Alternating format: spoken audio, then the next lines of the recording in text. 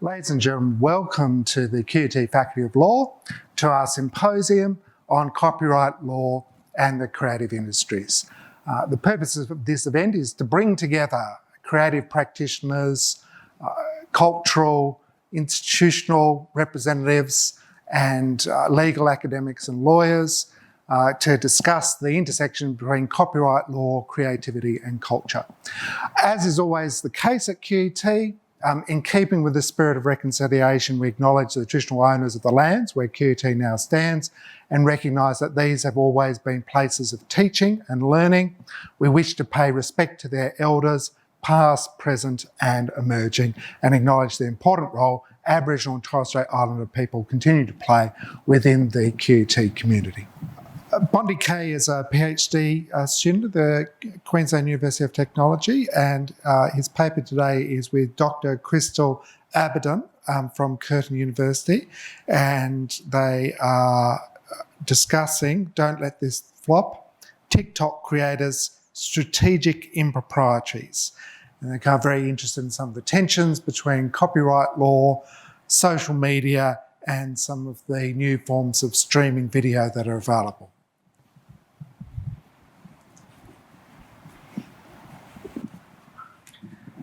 Good afternoon. Thank you for the opportunity to speak, and I'd like to also thank Professor Kathy Bowery, Professor David Lindsay, and Dr. Kylie Papalardo, who provided some comments and feedback on an earlier version of this presentation.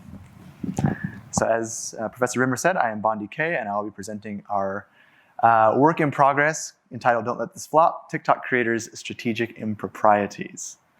Before I begin, I'd like to acknowledge the land where I now stand is the land of the Turrbal and Yagara people. For over 65,000 years, this land has been home to the longest and continuous thriving culture on Earth. This land was never sold nor bought, meaning sovereignty was never ceded. I stand on stolen land.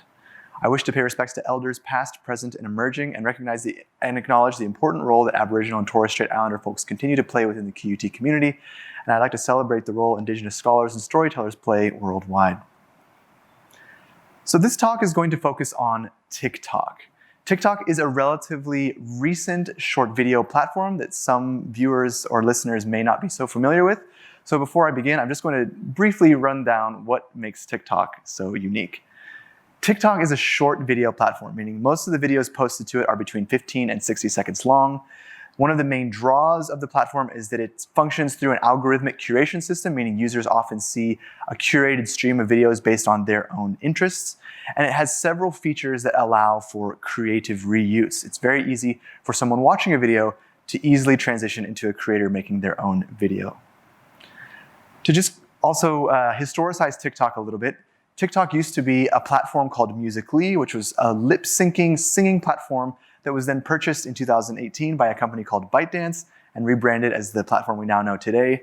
There's an estimated 800 million users in 150 countries, and this was data collected in July of this year, so this number may actually be much higher now. And TikTok has a cousin or a sibling platform also owned by the same developer ByteDance called Douyin.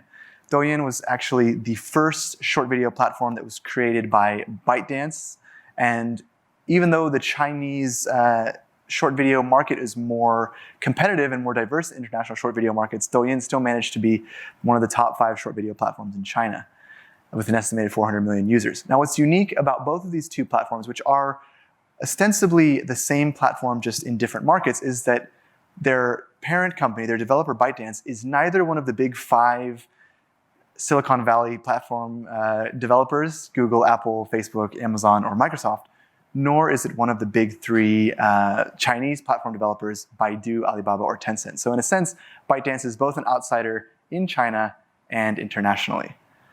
I also want to mention that my collaborator, Crystal Abaddon, and I are currently working on building a TikTok research network. So if you're curious in any of the other works that we are currently doing, you can find out more on this website that we're building called TikTokcultures.com, which we will launch officially at a symposium in December. And finally, before moving on from this little crash course in TikTok, I also want to mention that one of the things that I often mention when I am invited to give talks on my research related to TikTok is that there's this myth that TikTok is mainly for Gen Z or for teenagers, it's for dancing and singing, and I just wanted to share. This is one of the creators that I follow called Miss Excel, and it's just short videos on tips using Excel, which I find very useful in my own research work, as just a way to illustrate that there are broader audiences that you can find on this platform. Okay, so moving into the topic of the day, which is attribution. So the reason that this project came about was a previous study that colleagues here at QUT and I worked on, looked at the various features that facilitated recreating popular videos on TikTok using the same audio. So a novel feature of TikTok is the use this sound feature, which allows creators with just 3 taps of the finger to use the same audio that's in a video that they were just watching in a new video that they then create.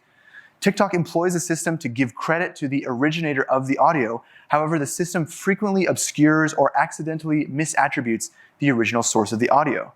So to illustrate this in practice, here is an example. I created this video using sound that I imported. With the tap of one button in the bottom right-hand corner, you can then create a new video. And if you want to use the exact same sound that I was using, you can then tap that button there on the bottom center. And when you've created your new video, that shows me at the top as the creator of this audio. So this audio was a test experiment that we were running, and it was actually a song by the Dave Matthews Band, because that's funny to me. And we were testing to see whether or not the system would detect that this was Dave Matthews. This was not an original audio. But instead, when my collaborators tried to create new videos based on my video, it was showing me as the creator instead of the original artist. So this has created issues for several creators and musicians who have their audio being reused and not properly attributed. What made this interesting for us, for my colleague Crystal Abbott and I, was looking at how some creators are aware of this and they still were using TikTok's affordances and features to boost their own visibility or increase their chances of going viral using some of the features on TikTok. So I'm just going to briefly run down some of the literature that we've been using to frame our study. So first, we're going to talk about everyday copyright infringement online, some tropes of romantic authorship, and this notion of identity assets online. So first, copyright infringement has become nearly ubiquitous in certain online social spaces. Many users of YouTube will have probably encountered this frowning face if one of the videos that they'd gone to view has been taken down due to copyright strikes or copyright infringement. And Corinne Tan actually conducted a thought experiment based on an earlier thought experiment by John Turanian that looks at the ways in which social media platforms do in some ways nudge users to behave in ways that are discordant with dominant copyright norms. Some of these include benign copyright infringement, whereas you're simply browsing and you see pictures that are owned by someone else. Others can be more insidious or intentional, where users are deliberately using non-licensed works and attributing them to themselves or for their own gain or profit. In addition to this notion of everyday copyright infringement online, we also are considering the ways in which tropes of romantic authorship, this idea that originated in the 18th century that the author is the sole originator of a work, which has been critiqued and challenged in subsequent centuries, but seems to now be making something of a comeback online, as my supervisor Kylie Papalardo and Professor Pat Ofterheide have found in their recent work that looks at the ways in which creators of digital works and creative works have a conflicting understanding of the romantic authorship perspective. In some instances, the romantic view of the author being the sole originator of the work is in contrast with creators who want to use previous works in recombinant ways to create new transformative pieces of content.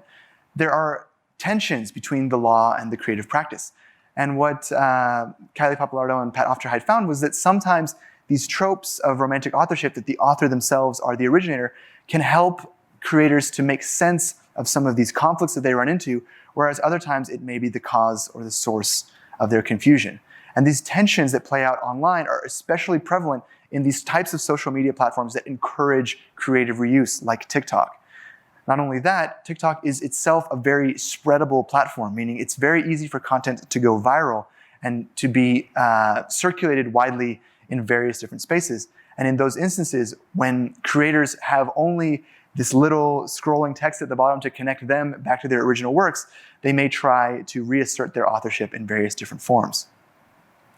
One such form can be as identity assets. So this was something that was brought up by Professor Kathy Bowery in an earlier version of this presentation, the notion that copyright itself is now, it's hard to apply copyright to a creative oeuvre. It's hard to copyright a persona in a sense.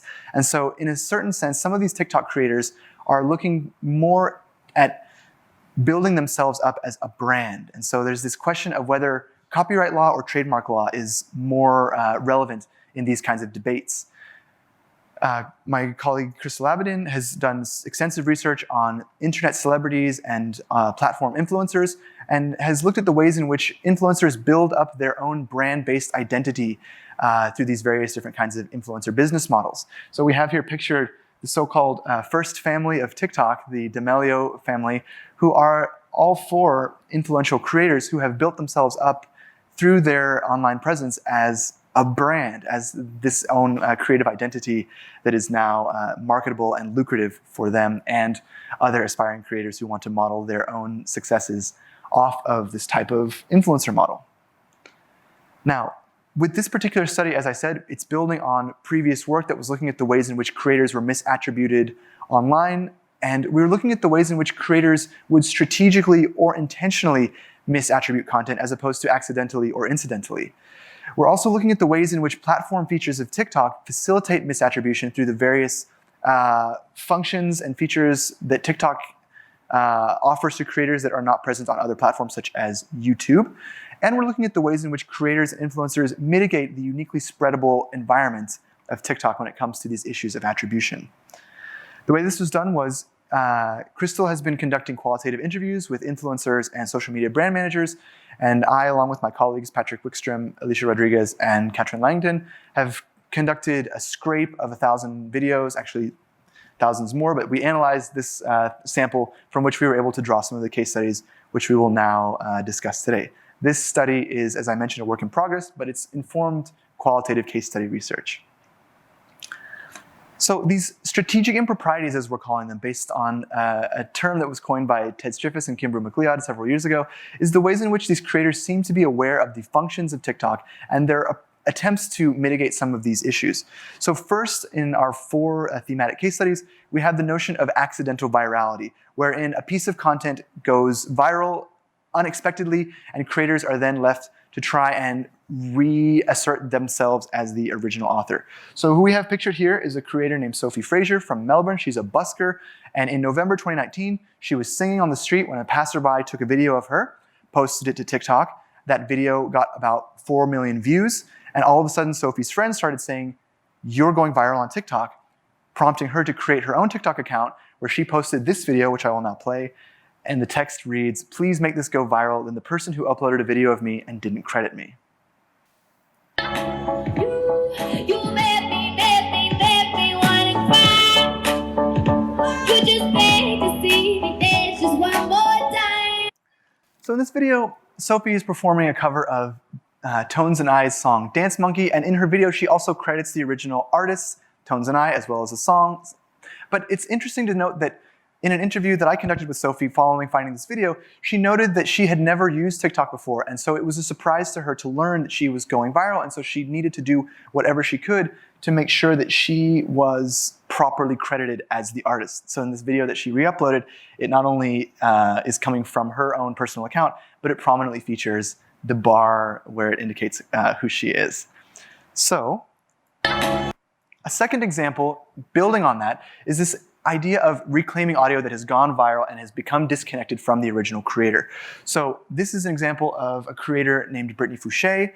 She is a singer-songwriter who posted a song that she had written to a sampling website called Splice. The song was sampled and used in a hip-hop song by an artist called Sleepy Hallow, which then became a viral dance on TikTok. After this dance had become sufficiently popular and been used in several videos by millions of creators, Brittany Fouché posted this video on TikTok explaining her frustration that no one seemed to believe she was the original creator of the song. I've been trying not to go off the deep end. I don't think you wanna give me a reason. I've been trying not to go off the deep end. So there's this instance in which creators are expressing frustration with the actual automated attribution system of TikTok itself, where not only was Brittany Fouché not credited as the artist in the song, but also in subsequent uses of artists using the sound, essentially, or creators using the sound, it was further becoming obscure as to who the original identity of the creator was. The silver lining in this particular case study was that the artist Sleepy Hollow, who created the hip-hop song, actually reached out to Brittany Fouché, and now she's listed as a featured artist on the track. And it has, in a sense, jump-started her career, as she's posted in subsequent videos. A third example is this notion of oral or auditory memes. So memes are something that are fairly commonplace in internet cultures now, but TikTok has added this additional layer of audio being used as a mimetic piece of content, because audio can be reused so easily with various features on the platform. So here we have an example of a creator who is doing a dance to a song that was becoming an audio meme or an oral meme, and we have two creators who were kind of starting up a controversy or a debate, highlighting the tensions with spreadable content like this online that can't explicitly be copyrighted. So here we have this dance that a very popular creator, Bella Porch, posted earlier this year.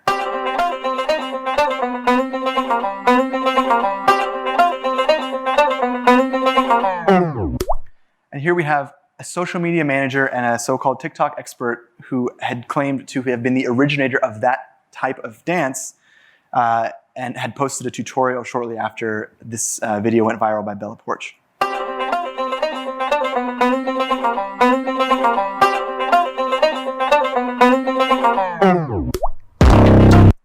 So it's very similar in the facial expressions and of course the music that's being used, but there's this sense that that dance in itself wasn't something that this creator had copyright over, or it was simply asserting that they were the originator and they were asking for credit. And this caused a controversy on TikTok, as many creators were saying that you can't really own this kind of a movement. And in the earlier version of this presentation, it was highlighted that this bears some similarity to Alfonso Ribeira's attempts to seek damages against Fortnite after the dance, the Carlton Banks dance, was being reused in Fortnite video game without the consent of the originator, Alfonso Ribeira. So finally, we have this notion of when audio can be reused so easily, some creators may not want their audio to be used at all. So here we have a creator who I only know as Charlotte, 400 Charlotte on TikTok, who has cerebral palsy and who posted this video a few months ago asking for other viewers or commenters to help her to lock her audio so that other creators couldn't use it. I wish TikTok would allow us to lock accounts if we don't want them used. I really worry someone will use mine for negative videos. So some of the commenters in this video were posting some suggestions for Charlotte to perhaps, for instance, include a song from TikTok's internal library and just mute the volume of the sound so that if subsequent creators were then going to use her sound, they would be using that song instead of her actual audio. But this still does speak to this issue where if creators don't want to have their audio being reused, if they want to kind of keep that to themselves, essentially, the platform itself, as of right now, doesn't offer those kinds of features. So again, most of what we're looking at in this project does relate to the moral right of copyright and the right to withdraw, the right of attribution, the right of integrity. But again, in the earlier version of this presentation, we were told that maybe it would be best to focus on the empirical data that we've collected and then have subsequent research focus more on some of the legal issues that we have dredged up. So these are the 4 case study examples, the 4 thematic issues that we've identified through both our qualitative interviews and our quantitative data. And this leads to the future directions for this work. So first, as I just mentioned, we're hoping that this will help to inform some further research into moral rights on digital platforms, some work of which has been done by my supervisor, Kylie Papalardo, and also James Meese from RMIT.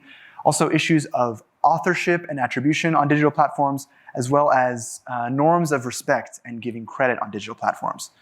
We also hope to explore further some of these platform practices, which is the term that we applied in our previous work looking at misattribution on TikTok. So we found that creators were finding various different ways to give credit, either by verbally giving credit, by including it in the video text, or in some other form, linking the videos back to the originator, either of the video or the audio. And we also wanted to sketch out some of the tensions between platforms and creators here. And this could be looking at the ways in which tensions emerge in regards to contracts, negotiations, or any kinds of abuses or infringement on the platform's part. So again, thank you very much for the opportunity to present our work here today. If you have any questions, please, you can reach out to us on Twitter. I'm @BondyK, and my colleague is @WishChris. And that's all. Thank you so much.